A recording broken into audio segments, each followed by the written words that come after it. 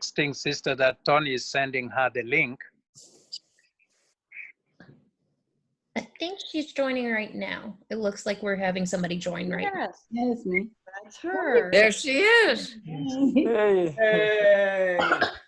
It is so difficult to connect. I'm sorry. But you are on. That's great. I think I got a different link. Probably. Yeah. That might have been my mistake. You know, you kept on telling me, wait for the host to begin. Wait, I kept on waiting. Wow. Sorry. Welcome. Thank you. Yeah. Okay. Cherif, you want to begin? Yes.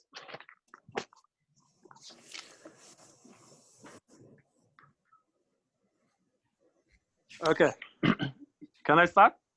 Yeah. Yes. Okay. Okay. Thank you. In the name of the Lord, the creator of the universe, peace and salvation on Prophet Muhammad and on all other prophets from Adam to Christ. Let me first of all thank you from the bottom of my heart for having accepted in this time of great planetary trouble to participate in this virtual presentation. As is tradition at the University of Cincinnati, the Capstone Project is the culminating experience in its organizational leadership program. Tonight, during this presentation, we will introduce our audience to Comboni Missionaries, a nonprofit organization dedicated to help improve quality of life in about 42 countries around the world. Father Ruffino Ezama, our first guest speaker, will be in charge of this presentation. Welcome, Father Ruffino. Thank you. My absolute welcome. Yeah. Following Father Ruffino, we will illustrate some action of Comboni missionaries in Africa. This task will be assigned to the editor of Comboni Missionaries magazine in Cincinnati, Katie Carroll. Welcome, Katie, to the program. Thank you. My absolute welcome.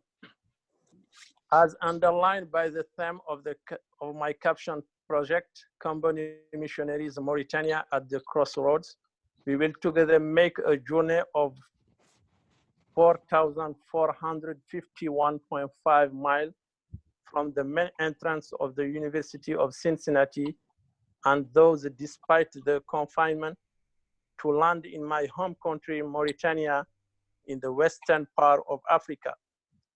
Don't worry, we all be in good hands because our pilot is the first Egyptologist in my country who will take us there. His name is Dr. Mamadou Sy. Dr. Sy, welcome to the program. Thank you, good to be here. You're welcome. After this overview in Mauritania, we'll follow two other small outings on this country. One will be served by us by the spokesperson for the coordination of Mauritanian Refugee Association in Senegal and Mali, Mr. Mustafa Touré. Mustafa Touré, are you there? Mr. Touré? No. Mr. Touré? Maybe he has trouble to join us. The very last sequence on Mauritania will be a presentation of the Mauritanian Network for Human Rights, a non-profit organization founded by fellow Mauritanians. Hello. Yeah, Yeah, Mr. Touré, welcome. Okay, I'm here. I'm here. Okay, it's okay. Thank you. The very last sequence on Mauritania will be a presentation of Mauritanian Network for Human Rights, a non-profit organization founded by fellow Mauritanians living in the US.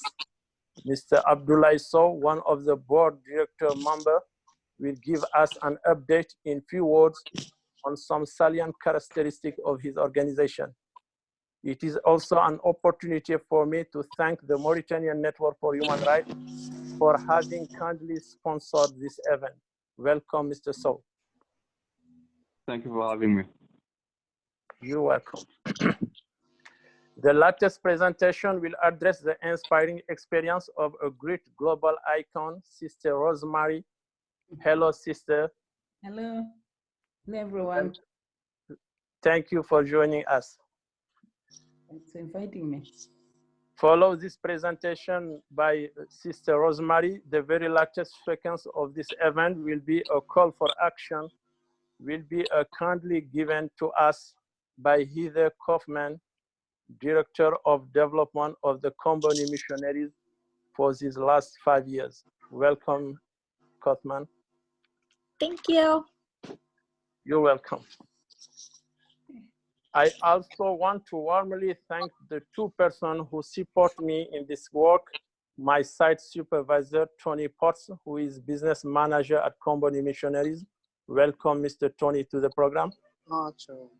Thank you, Cherif, and thanks You're for welcome. partnering with Comboni on this program. You're welcome.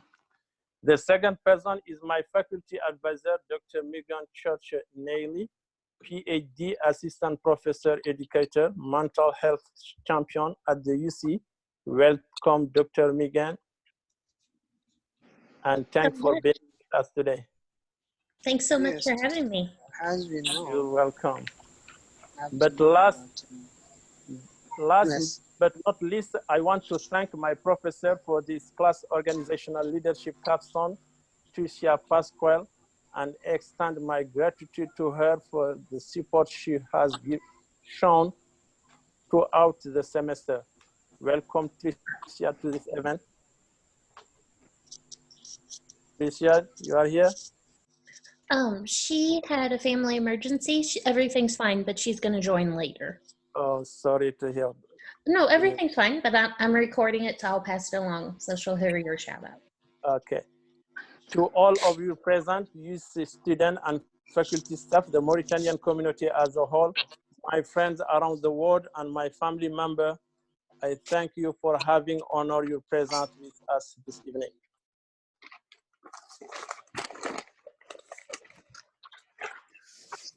I beg you to allow me lastly, before giving the podium to our guest speakers, mention two things.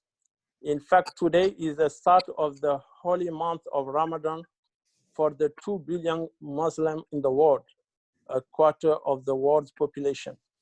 A month of abstinence, worship, forgiveness, and prayer. I want to ask them to pray for all of humanity and for the end of this COVID-19 pandemic. Ramadan Mubarak Korkanjabak. The second and the last thing I would like to mention is the memory that reminds me of this April 24th. In fact, it was on April 24th, 1989, in my home country, Mauritania.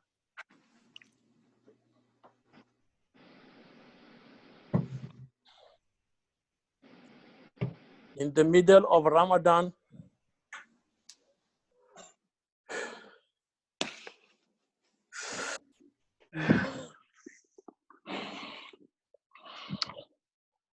I'm sorry, excuse me.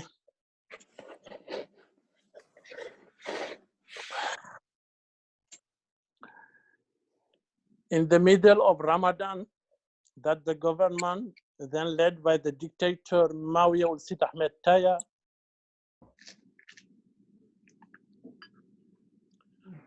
has chosen to execute the Machiavellian plan to denigrate Mauritania.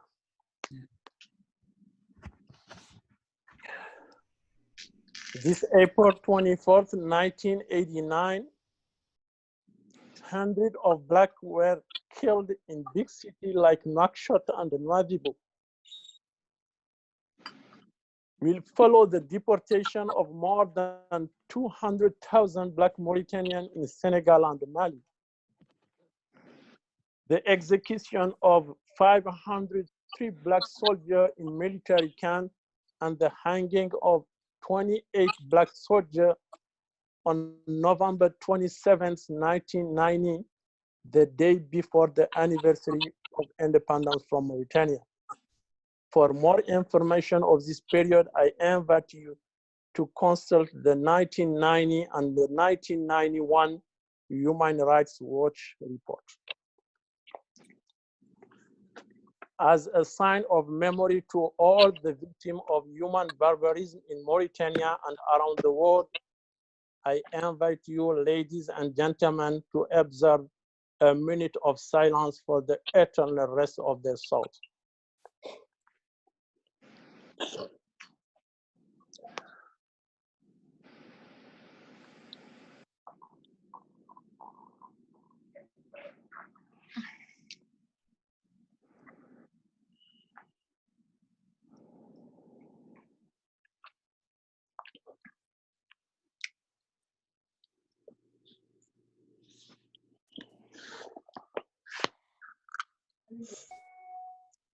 Thank you so much.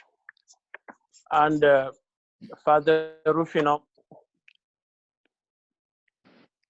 Yes. you are here? Okay. It's a pleasure for me to be on this online event. The first time Tony and I went to speak at University of Cincinnati, after the class, Cherif came and expressed his desire to do the capstone with us, the Comboni Missionaries. And later we have had several encounters, and what I saw deep in his heart reminded me of St. Daniel Comboni, the founder of the Comboni Missionaries. As a young person, he kept dreaming of becoming a change agent in Africa in order to see what transformation he could really share. And right from the beginning, when he was still dreaming before coming to Africa, his cry was either Africa or death. And he came to Africa at the age of 27, and this first visit then helped him never to remain indifferent. So the time Cherif came and shared this, I really saw how important Daniel Comboni, who worked in Egypt, in Sudan, among many Muslims, but always looked for the good of humanity. In one of his writings, he said, I wish I had 1,000 lives for the good of Africans. I wish I had 1,000 tongues to speak about what Africa is going through. So I'm really grateful that Cherif chose to do this capstone with us. And just last Sunday, Pope Francis, like he warned us against a worse virus, which is the virus of putting the poor people aside. And there he said, there are no differences or borders between those who suffer. We are all frail, all equal, all precious. And he went ahead to say, God never tires of reaching out to lift us up when we fall. He wants us to see him not as a taskmaster with whom we have to settle accounts, but as our loving Father who always raises up. And I'm grateful that Cherif put this in the prayer at the beginning. And there is an African proverb I'd like to invite us to reflect upon. And this proverb says, when spiders unite, they can tie a lion. And this helps us to see the strength which comes out of unity. There is power in unity. There is power in connectedness. There is power in solidarity. So if we can come together, we will be able to do a lot. And I'm grateful that this event we are having today brings us from different parts of the world, but it says it is possible to work together for the whole of humanity and make it prosper. Thank you.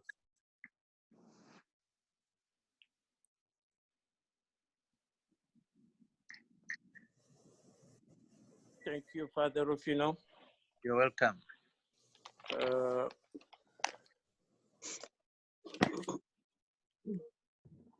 I think the next speaker will be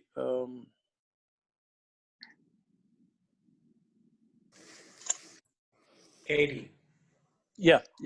Eddie Kaufman. Eddie, welcome to the program. Eddie Carroll. Hi, Yeah. Katie Carroll. Hi, thanks so much, Cherif. So I had prepared a very slick and lovely video to share with all of you today, but it doesn't look like that's going to cooperate, like so many technological challenges we're all having. But what I can do is talk a little bit about the Comboni Missionaries, how they got started and what they're all about. And we have some on the call here who can correct me if I go too far off the reservation. So St. Daniel Comboni was born in 1831 and early on felt a call to the priesthood and a special connection with Africa from his very first visit, as Father Ruffino mentioned. And you have to consider the situation of the times. By the 1860s, slavery was still illegal in many parts of the world.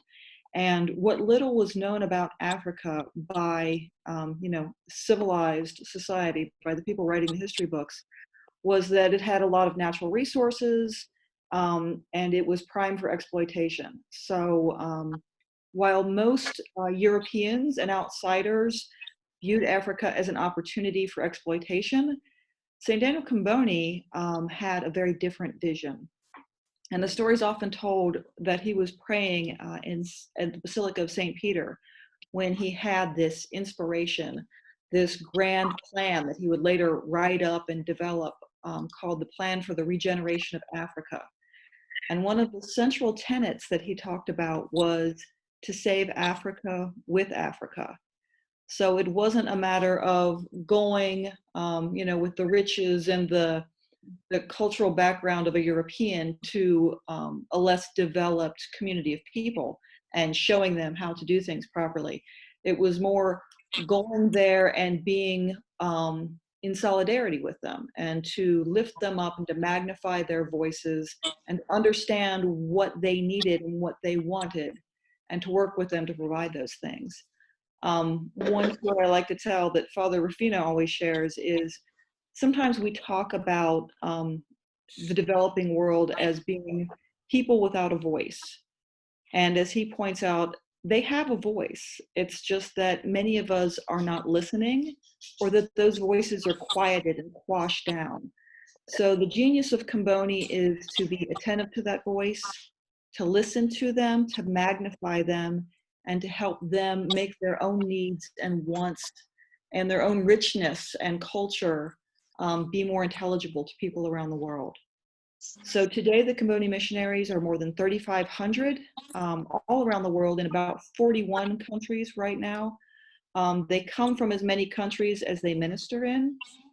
And often, Father Joe's here. One of the first things that I learned from Father Joe is when the Combonis go to a community, they don't go with an itinerary that, first we're going to build the church and then we're going to build the school and then we're going to build the hospital. They go and they listen and they find out what that community needs. Because as much as you want to share the gospel with someone can't hear what you're saying if they're hungry or if they're sick or if they're not educated enough to understand what you're saying or to read what you're sharing with them. So the Combonis always go first with a listening ear and try to find out what the people need and to provide that as a first step in the relationship. One of the most characteristic parts of the charism of the Combonis is that they're always looking for the poorest and most abandoned in the world. So it's not just that they happen to pick places to minister where things are very difficult, where there's political challenges, where there's civil insecurities, where there's famine or disease or any number of things. They specifically choose those places to go where people are most in need, and that's part of their charism. And then I just want to share something that Pope Francis said in 2015 when he met with some of the high muckety-mucks of the Combonis. And he said, I always had great admiration for you, for the work you do, for the risk you face. I've always had this great admiration. And that shares my own sentiments in working with the Combonis. The martyrs that they generate, the saints that they generate, big S and little s, canonized and not. It's a real privilege to work with them and to get to know their stories and their way of working. and I'm happy to bring that story out to a wider audience.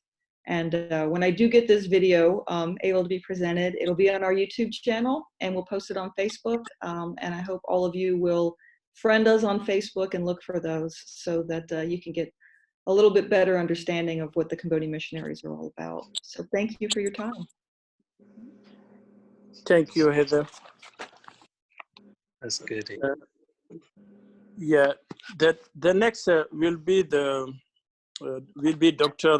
Mamadou Sy. Welcome, Dr. Sy. Thank you, Cherif. I just mentioned Dr. Sy is Vice President of Operation Lutheran Social Services of the National Capital Area. He wrote 3 books: Elite, A Refugee's Story, and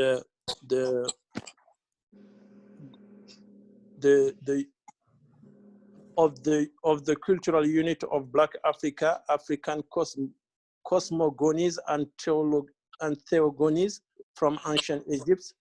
And the 3rd book is Mad Silence in the Face of the Triumph of Set, the tragic story of the Mauritanian deportee. Welcome, Dr. Sy, again. Thank you everyone, and it's an honor to join you this afternoon. Cherif did mention earlier that both he and I were from Mauritania, and we were deported to Senegal the same year. So shared the same fate several years ago when we became refugees in Senegal. And when we were resettled in the United States a few years later. As resettled refugees, we are part of that tiny portion of individuals displaced around the world that chance to rebuild their life in any country. The United Nations refugees estimate the number of individuals that are forcibly displaced around the world to 71 million. 26 million of those are refugees. Over 41 million are IDPs, or internally displaced individuals, and roughly around 3.5 million are asylum seekers. There are some legal definitions and differences between those 3 categories, and I wanted just to zoom out a little bit and cover them before I dive back in. The Geneva Convention of 1951 defines a refugee as someone who has a well-funded fear of persecution and, as a result, decided to leave their country and cross an international border. And the key word here is crossing the international border. As long as the individual is within the boundaries of their country of natural refugee, they are what we call the IDP, or internally displaced individual or displaced person. The minute they cross an international border and avail themselves of the protection of that country, what we call country of first asylum, then they are deemed a refugee. And as you see, the profile of the refugees have changed over the years. The majority of individuals that were refugees at the end of World War II were mainly from Europe. Now we have seen a huge shift to Africa and to the Middle East. The majority of the individuals that we see refugees or we see resettled in a third country are individuals from those parts of the world. When someone crosses an international border and become a refugee, the most viable option, and yet the least to occur, is what we call a safe repatriation, or going back to their country. It's the most desirable option, yet the least likely to occur. The second option is staying in that first country of asylum. So if you flee Syria and you get to Turkey, best option would be going back to Syria. The second option would be staying in Turkey and being able to rebuild your life. It's only when those 2 options are not viable that the individual is offered a third option, which is a resettlement in a third country. Now, the United States, up until recently, account for the highest number of refugees being resettled. Now, if you look at the number of refugees resettled per million, Canada is on top of the list, Australia, Sweden, and Norway. But up until recently, the United States welcomed huge number of refugees. In fact, that's French. Since the 1980, the Refugee Act, over 3.5 million individuals have been resettled in the United States. And those individuals are now part of the fabric of this nation. The Geneva Convention has been altered a little bit with the Protocol of 1967, when what we call the geographical and temporal requirements were lifted. Basically, in the past, to be a refugee, you have to be someone from Europe. Now you can be from any part of the world, provided that you meet those criteria that I listed earlier, which is crossing international border and seeking protection. The Mauritanian community in the United States is very large, and the majority of those individuals live mainly in Ohio, Cincinnati, and Columbus. But also we have some pockets in New York, Philadelphia. And all of those refugees or asylees. Let me separate a little bit what an asylee is. An asylee is someone who sought and obtained legal status in the United States when they are already in the United States or at the port of entry. A refugee is someone who was processed overseas, screened, vetted, and given the benefit of refugee status prior to entering the United States. So the only difference is really semantic. It's when the protection were provided to that individual, whether it's prior to the individual entering the United States or at the port of entry, or for someone who is in the United States. And there are some differences as well between what we call the affirmative action or the defensive action, meaning that someone can cross the United States and seek protection and claim asylum, or someone can also be apprehended and wants to put on what we call the deportation proceedings, then can seek to remain in the United States. So that's basically the two differences. In the case of Mauritania or Mauritanians that are in the United States, the majority of those individuals fall into those two groups. So they either refugees or asylees. And the wave of refugees follow the events that occurred in Mauritania in 1989. And for those of you that may not know, Mauritania is a country in West Africa. It's large by its size, small by its population. It's almost twice the size of Texas, and yet by its population, it's 4 million individuals. And it's the makeup of the population is two groups, what we call the Arabs, or we call them Hassan, and the other group is what we call the Negro Africans. It's a term that is used in West Africa with the Negro Africans or Black Africans, meaning all of those individuals that are not from the major, one of the groups, the Arabs group or the Hassaniya group. And historically, Mauritania was a hyphen between Black populations and the Arabs who came to that part of the world around the 7th century. But the political system has created a huge rift and schism between those two groups to a point that there are clashing often.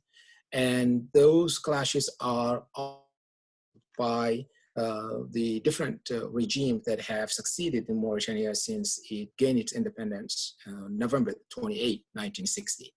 And that culminated with the events of 1989 that Cherif mentioned earlier, when a group, or started a little bit earlier in 1987, when a group of Black military members tried to overthrow the government and failed in their attempt. They were arrested and 3 of them were executed. A few years later, there was a border conflict between Mauritania and Senegal, and the Mauritanian government took advantage of that situation to deport thousands of individuals into Senegal and Mali. And those individuals stayed there for several years. There are, in fact, thousands of Mauritanians that still live in refugee camp in Senegal and Mali, and very few of them, out of the 120,000 individuals registered by the United Nations agency, refugee agency, less than 300 of those individuals were resettled in the United States. So that tells you that it's like winning a Powerball to get a chance to be resettled. So I think I don't want to go beyond the minute assigned to me, but I think I'm glad to see the bridge being built between the Comboni missionaries and Mauritania, because we have a huge number of individuals that are still suffering. Many of those victims are children and women. And I think there is some crossroads that can be created between those needs. And as someone also who leads a resettlement agency in the United States, I see the benefit of going to the places where people tend to live and assist them in place. We all know that resettlement is not the silver, it's not the magic wand to all the issues around the world. So what you guys do is something that makes a lot of sense, going to where individuals are and working with those individuals to help them move from being assisted to being self-sufficient and active members of their communities. Thank you.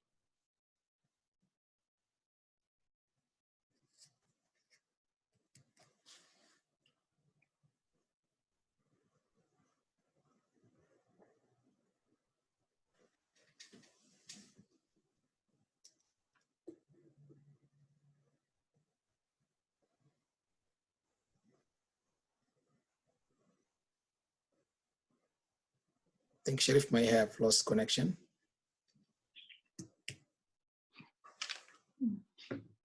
Well, I think on our agenda next to speak would be Sister Rosemary, is that right? Let me say a few words by way of introduction, if I may, because I'm delighted to see her face and get to hear from her. And just so everyone knows the great honor that we have before us now. Sister Rosemary Nyirumbe is a Sacred Heart sister. She is the director of St. Monica's Tailoring School in Gulu, Uganda. And one of the primary things that she does there is work with girls who are not quite IDPs, but of a very exclusive class, not exclusive enough, unfortunately. And I'm sure she'll talk a little bit more about the specifics of her work. In 2007, she was named a CNN hero, and Time magazine named her as one of the 100 most influential people in the world. She easily makes my top 10. She is the subject of the book and documentary Sowing Hope. Sowing Hope, I think, is available on YouTube. I encourage everybody to take a look at it. And she is just a delightful person. She is as genuine and real and wonderful in person as you read about in books and see her on TV. So it is my very great honor to introduce Sister Rosemary.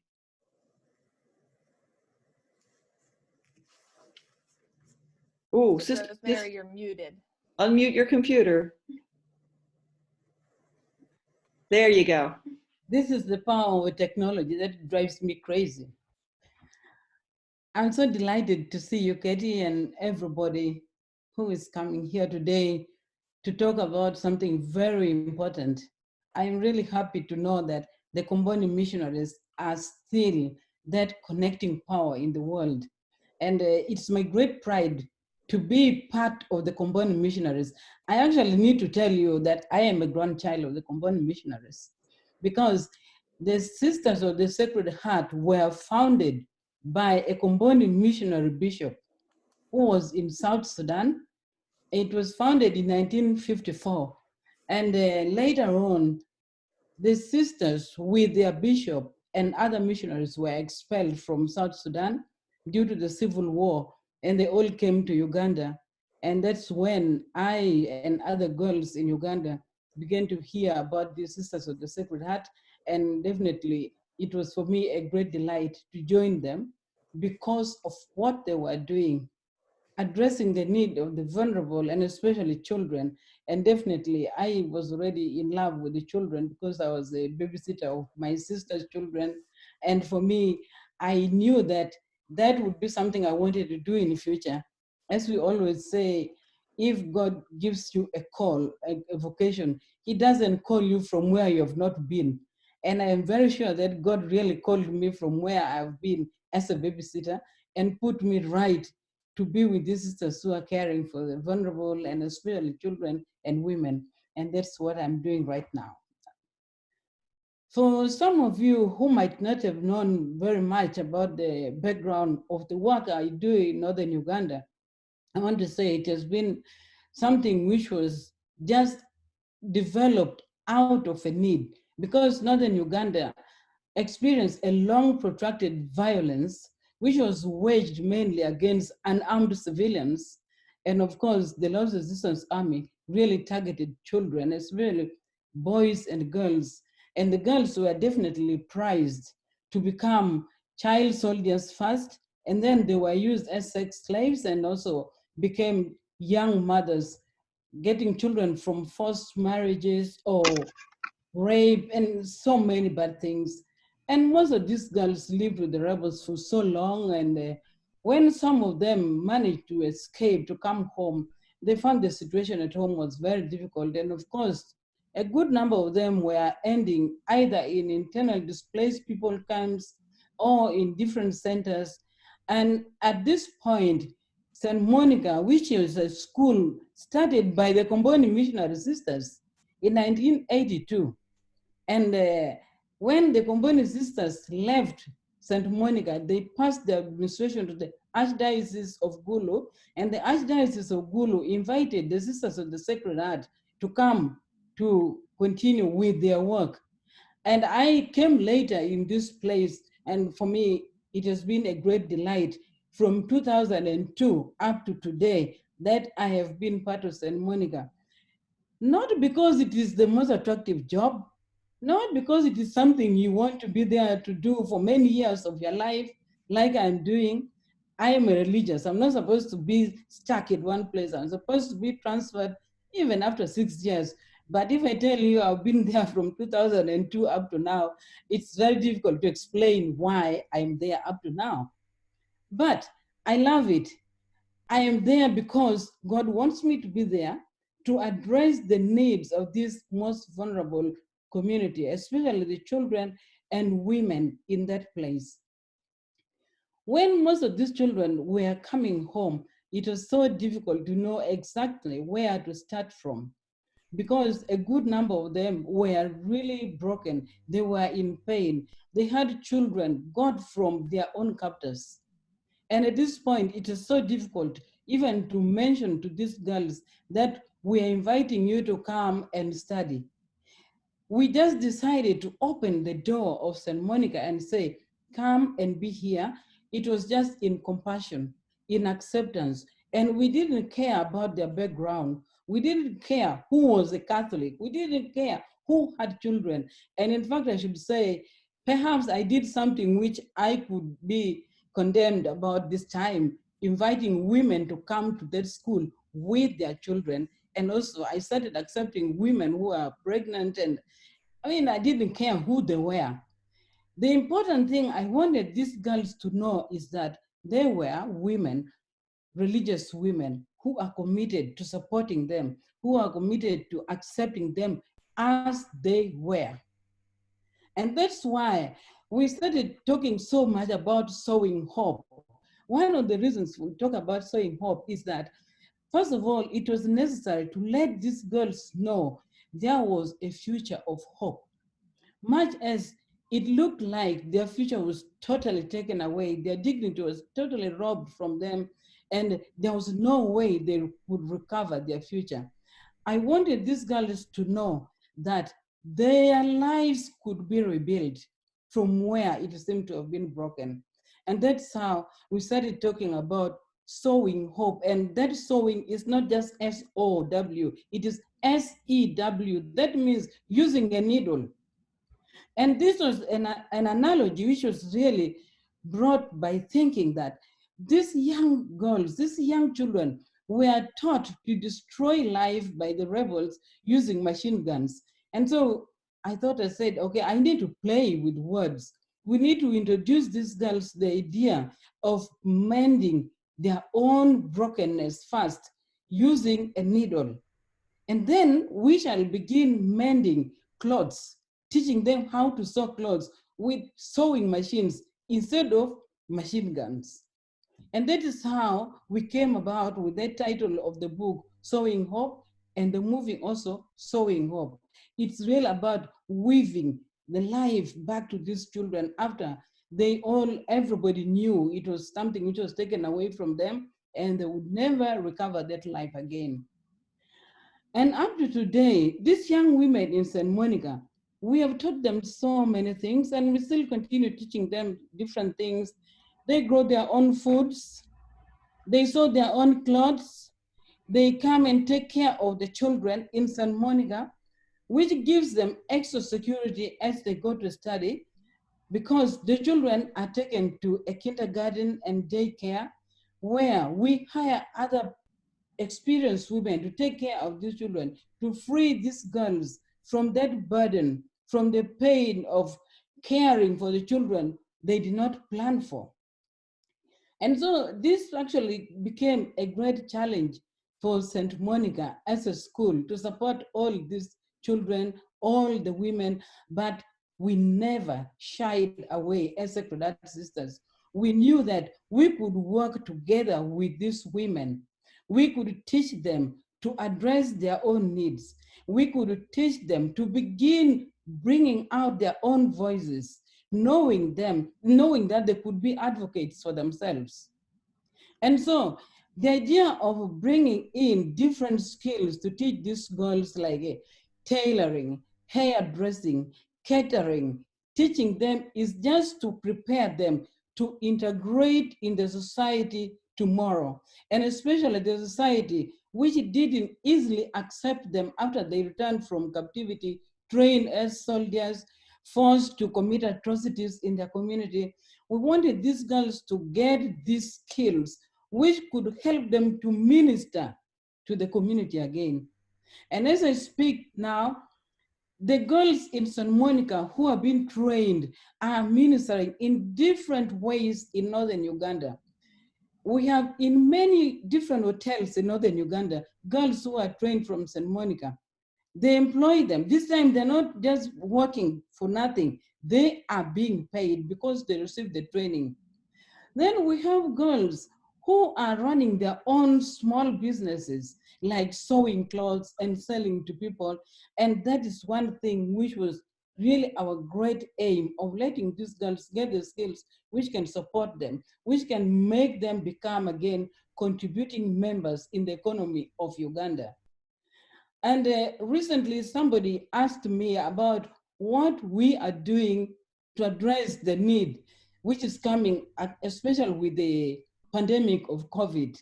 And it took me 2 days to think exactly about what we're doing, because I'm here locked up in the United States and I have my people in northern Uganda. I would have loved to be there, though I might not be doing much.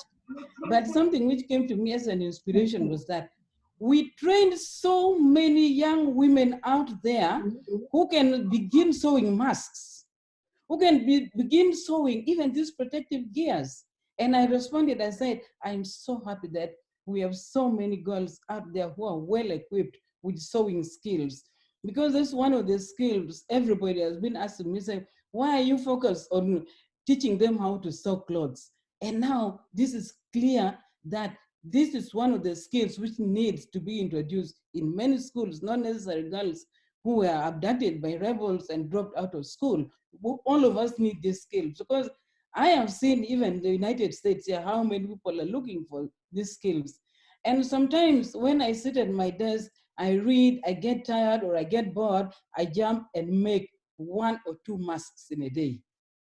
That is something I've realized. And with this also, we introduced a kindergarten for these women to bring their children and put in, and a daycare as well. And of course, all these were things which were not in my plan as an individual, because I was never prepared for them.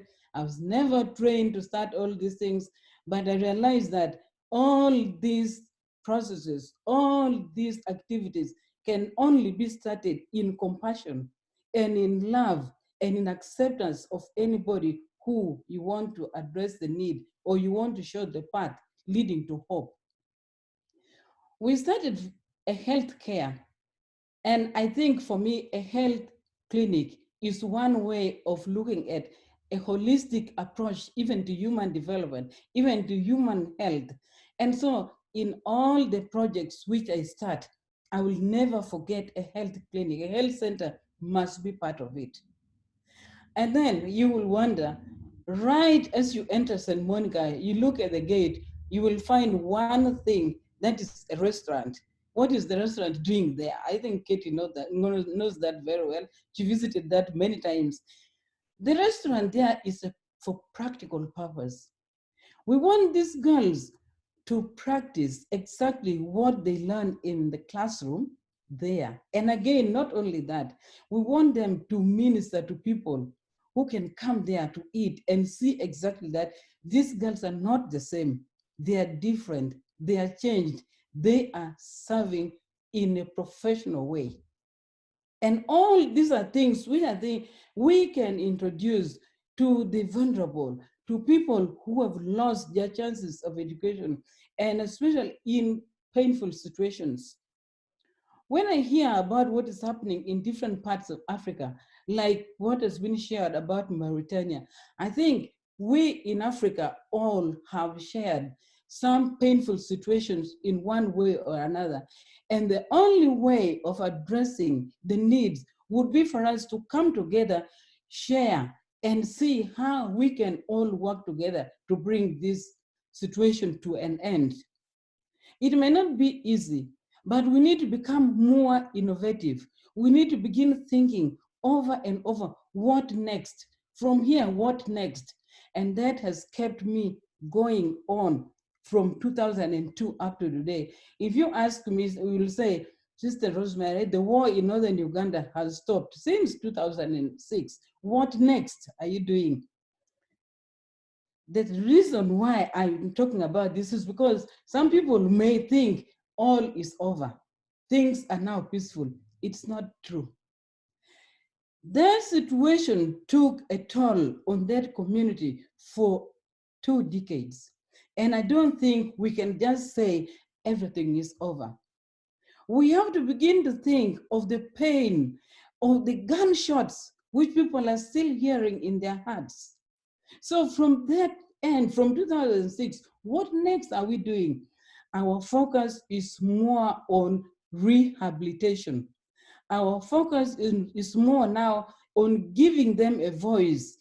How are we giving them the voice? We are developing different strategies for this.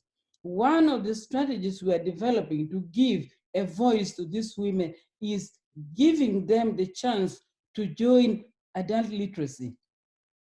Adult literacy, because these women dropped from their formative years of education when they were young. Most of them do not know how to read and write, even in their own language. So the only thing, the only skill we can introduce them now to is to help them begin to learn how to read and write. And I think that is one way of restoring their dignity again, to let them fit again in the society. And with this literacy program we have started, we are moving towards what we call learn and earn. That means a woman, we are trying to attract them, that when you come to learn how to read and write, you are going to participate in a project which will give you an income, which can help you to support your own family. But above all, it will help you to minister to other people, because we want them to strategically prepare to sew some clothes which can be given to health centers, to maternity centers, and different places. But that project is going to be called Learn and Earn. And I think that sounds quite attractive, not only to me, but could attract any woman. And so that is one of the strategies. And the next strategy, which I'm talking about, is actually to make sure that we develop or we push on for advocacy. How are we pushing on for advocacy? I think one of the things which I was glad Katie was one of those who witnessed was that we started Women Peace Conference. Every year we invite women in northern Uganda, and it has gone also to women in eastern Uganda, and we also include women from refugees camps to come and meet together with other women, share their challenges, but above all, find out how they can address gender-based violence. And unfortunately, this year, we might not be able to do it because if we were able to talk online, like on Zoom, as we are doing now, I would have been able to get that conference going, but we are not able. And so we might postpone that conference to next year. Otherwise, we were supposed to do it in June. But this is the most important conference because here you hear women speaking about the different things they faced in their communities and how they're trying to come together to address it. And we are trying to move on to women who are also educated, especially the Association of Lawyers, women who are lawyers in Uganda, to train for us some of these women to become paralegals in addressing this gender-based violence in their communities. And this is one of the strategies we're moving towards, and hope you all can join us. And of course, Comboni Missionaries, I'm very happy some of you already have heard about this, and I'm sure people in Mauritania, you can connect. You can connect us with women in Mauritania, and we can bring them on board with this strategy of giving a voice to women, especially as far as advocacy and how they can address the need of the community, because we all are aware that nobody can achieve peace without women. We have to be very, very clear about this. And Africa, you know very well, we have left women for a long time outside there. That's why I focus very much on starting a conference for women, and they're telling me, why are you only focused on women? I said, okay, it's not only women. We are going to bring, every group of women coming should bring only one gender sensitive man. And when this man comes, we're not going to tell him to speak, he's going to listen. Because men spoke for many years, now we want them to listen and work together with us. Thank you so much. I know I'm speaking so long, but I would wish to speak longer because I am sure I'm coming from a very long distance. Thank you so much for listening to me. Thank you. You're muted. I can't hear you. Okay. Okay. Okay. Thank you, Sister Rosemary, for this great presentation. As mentioned at the beginning of my introduction, we are going to ask Mr. Toure, the spokesperson for the coordination of Association of Mauritanian Refugees in Senegal and in Mali, to give us a brief description of the living conditions in Mauritanian refugee camps in Senegal and Mali. Mr. Toure is currently in Dakar in Senegal. Mr. Toure will be followed by a brief presentation of the Mauritanian Network for Human Rights by Mr. Abdoulaye Sow. And then Sister Rosemary will introduce Heather Kaufman to serve as the last sequence of this presentation, the call for action. Welcome back, Mr. Toure.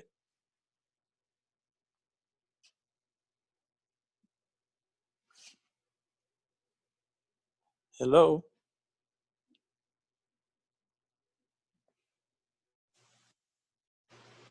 Mr. Toure? Mr. Toure is not here. Maybe he's disconnected because it's the time to break the fast. Mr. Sow, are you there?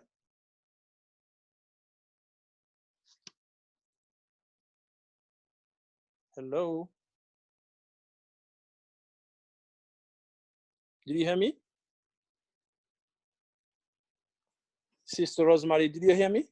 Yeah, I do. I do hear you. Okay. Mr. Abdoulaye Sow?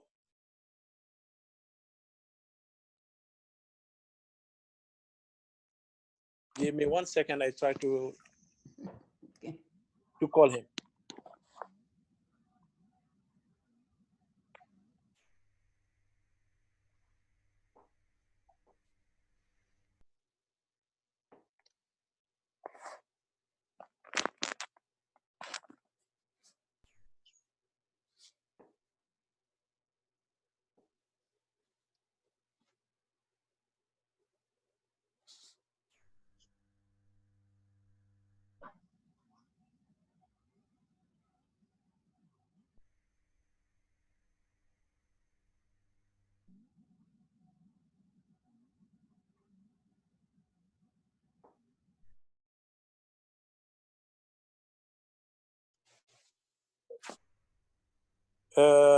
I tried to call Mr. So.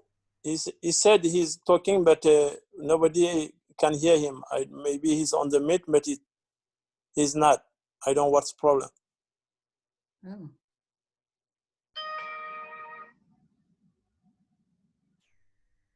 Mr. So? Mr. So? Yes, I'm here. Can you hear me? Yes. Hello? Yeah, Mr. So? Can you hear me? I'm here. Yeah, we Okay, can go ahead. hear you now, yes. Hear you. Yes, you can hear now. Can you hear me? Yes. Okay. It's an honor for me to be here to represent the Mauritanian Network for Human Rights. I'm not going to take long. I know time is almost up, but I'm just going to give you a brief description of what we do as an organization here in the United States. As Cherif said earlier, and also as Dr. Sy mentioned during his presentation, in Mauritania, we have a lot of human rights problems that have some underlying political cause. I was a refugee myself. I was forced to leave Mauritania in 1989. I was a child, but I remember when we were trying to cross the border, the person in charge to take us to the other side of the river was telling me and my young brother was 11, I was 13, he was telling us to duck down. And when I asked why, and he said, if you don't do it, the Mauritanian soldiers can shoot the boat and kill you. So for years, I have lived with this kind of trauma.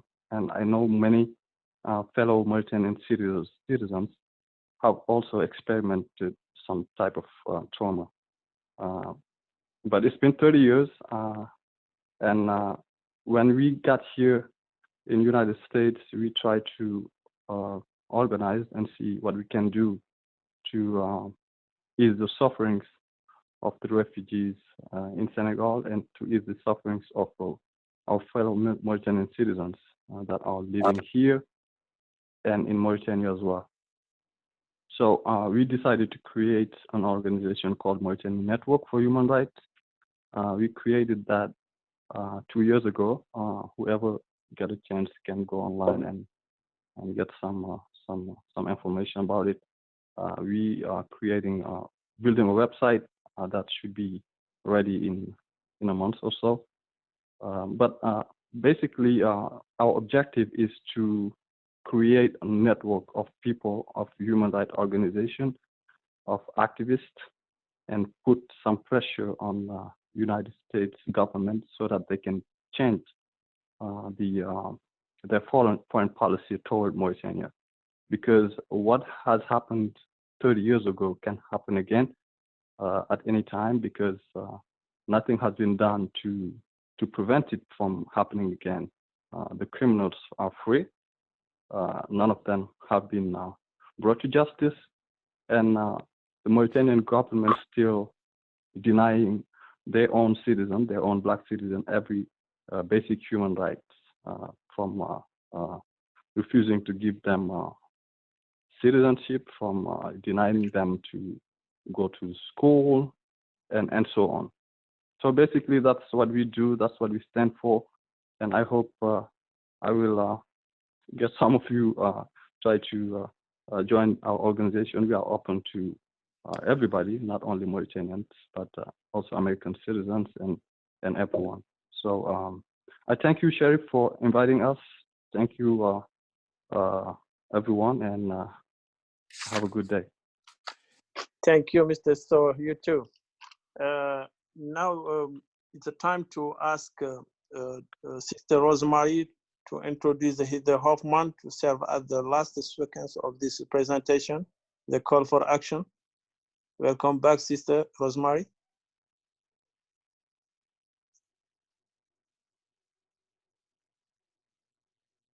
Can you hear me? Yeah, yeah. I think this is just to introduce someone, you said? Yes, to introduce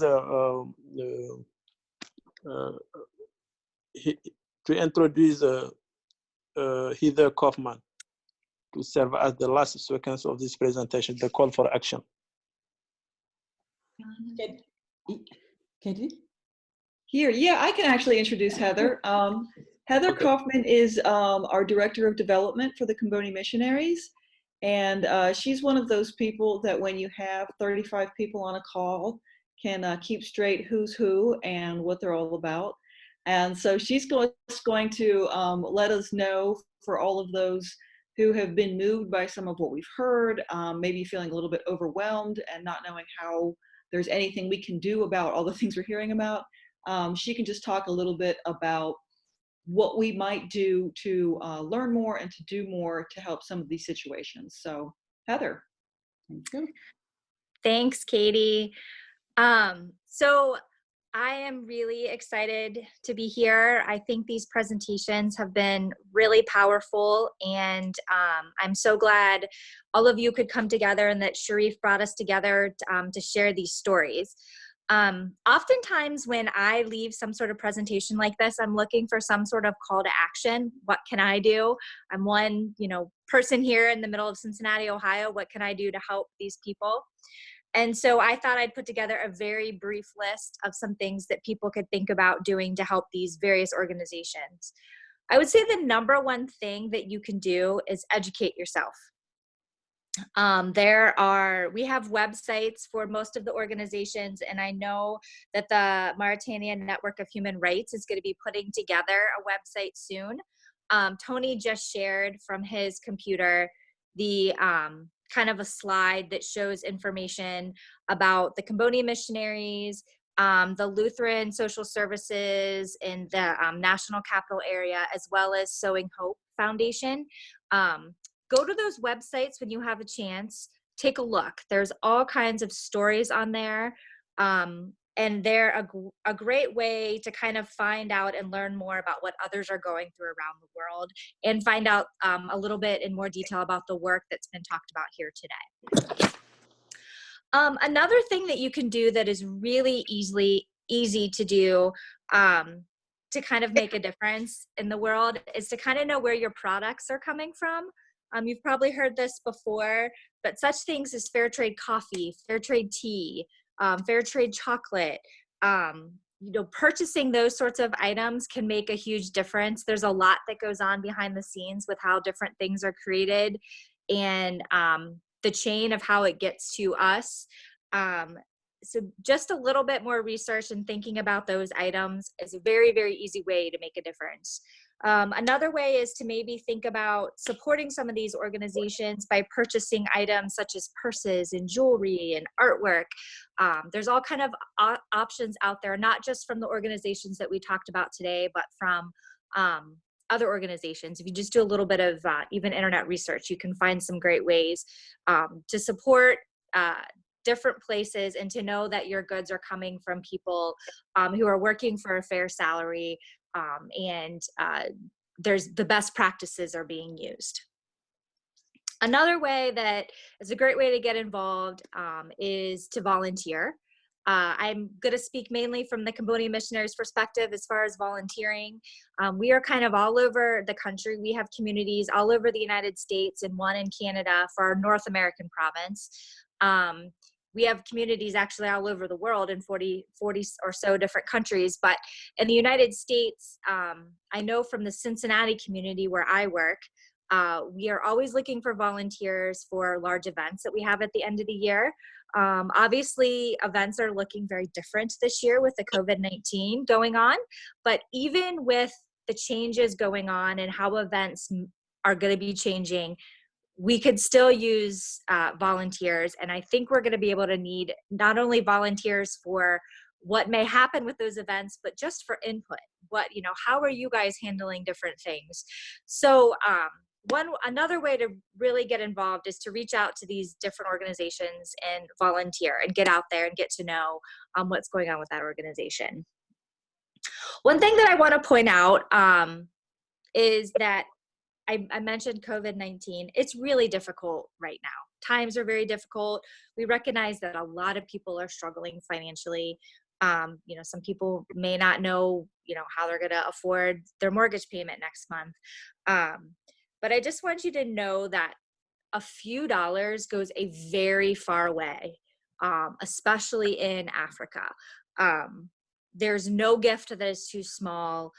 Every gift directly makes someone's life and makes a difference in someone's life.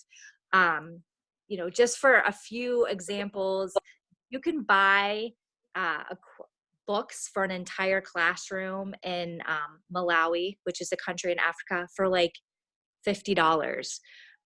You can, purchase a water filter, which could give over 1 million gallons of clean drinking water to refugees in northern Uganda for $60. 1 million gallons of water is like basically a lifetime. So you're giving clean water to 20 plus people for $60. $5 can, purchase several books for a student in a lot of classrooms around Malawi. So there is just absolutely no gift too small. And I know that time is it's a very tough time to be asking for money, but if you have any inclination, go out there and look around, because it does make a difference. Even if it is $5, it makes a difference.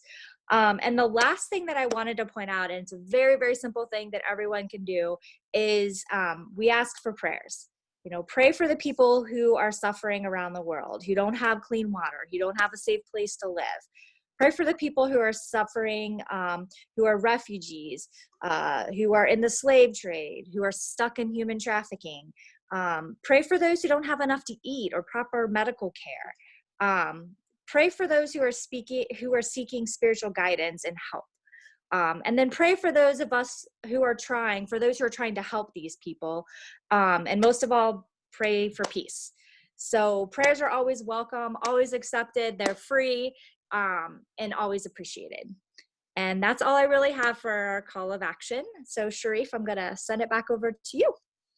Thank you so much. Thank you so much, Heather Kaufman, for this call for action. At this point, I will ask Dr. Megan, my faculty advisor, and Tony, my site supervisor, to give at their point of view on this different presentation. Dr. Megan?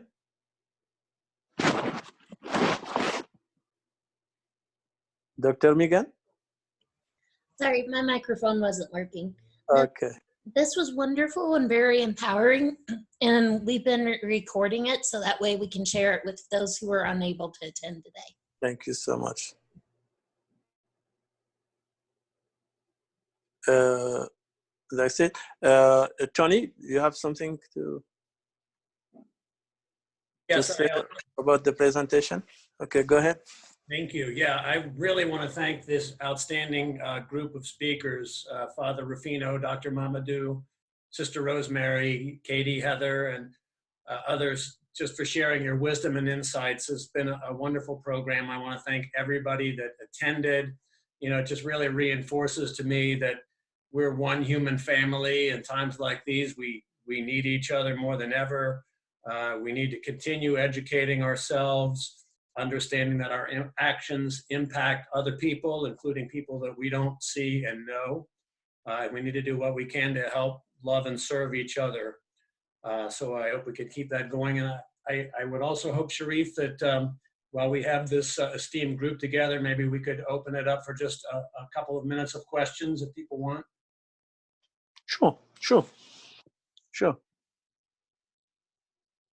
So does anybody have any questions or comments? I would say there was someone requesting the website of the Mauritanian Human Rights Group. You could add it on to the others which you had shared. I think he said his website is in development. It's not ready yet, right? Okay. Then as soon as we have the domain name, we will always add it. Yes, we can send it out to all the attendees. Okay. I would like to say how much I appreciated being a part of this and how much I learned. Was just an excellent series of presentations. And I like the call to action at the end, the specificity of gifts and what a small gift will, I think that's very relevant approach in this time that is so terrible for people. But to think that $50 will take care of a classroom of books or the filter, I mean, those are very specific things, and it's wonderful information. Thank you, Heather. Thanks, Sister Marianne.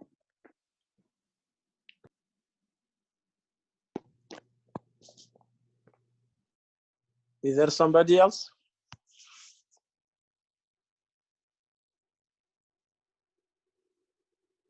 Sister Rosemary, when we were chatting before, you were making a point about the great value of being able to sew in these days. And maybe you wouldn't mind elaborating a little bit on that. You know, I love that idea because, first of all, it is something which we were teaching just not because we knew it would be of the greatest value, although I know there is a great dignity in having the clothes which is really sewn for you and customized and so forth. But there's been this idea that people kept on asking me, say, why do you teach them sewing when there are a lot of second clothes coming from Europe and America that they can buy cheaply? And my response has always been, it is not anything to do with dignity that you can only acquire second-hand clothes. But the strongest reason is that we in Uganda, perhaps in Africa, the whole of Africa, we have children who go to schools and all of them need uniforms. And every school has its own kind of uniform. So can these uniforms really come from second-hand clothes? No, they need people who are prepared. And that's why I remain focused on this. And I said, I am going to continue promoting these women, teaching them how to sew. But what I didn't explain maybe clearly is that the sewing is a great, great analogy for these women mending their own brokenness. Because when we talk about the type of things they sew together, the broken pieces of clothes, and above all, the purses made from bottle caps, pump tabs, which people discard. They bring them together, they sew, and they look beautiful. I always say, if you can sew something beautiful, no, you can mend your life also to be beautiful again. And it is not just talking, we have seen it. We have witnessed how these women look more beautiful than when they came to us. Thank you.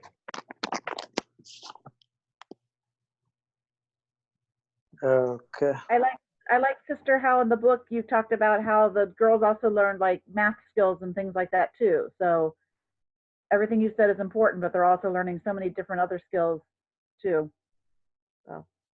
Yeah, they learn different skills, and that's why I say it is very important to be innovative. You have to be creative, and of course, all what I've been introducing are things which I was not prepared for myself. I never went to any school to learn how to sew, but I had to challenge myself to learn how to sew.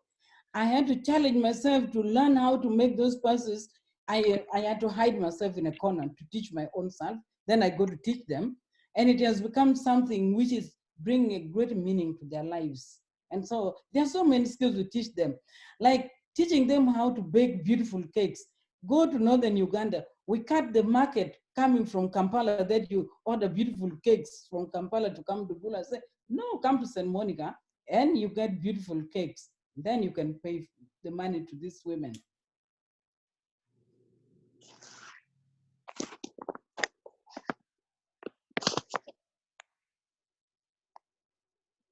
Thank you so much.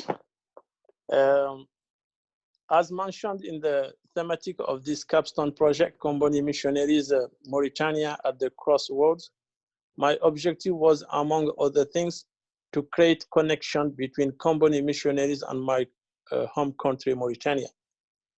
To scrutinize all the opportunities in order to build bridge.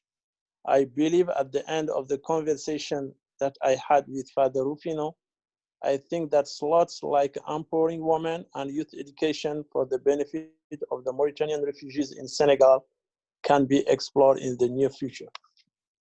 And Mr. Tony, let me ask you to say the last words and thank all our fantastic guests.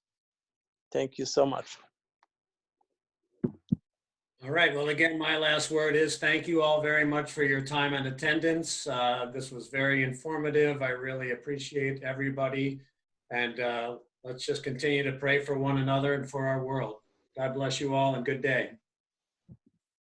You too.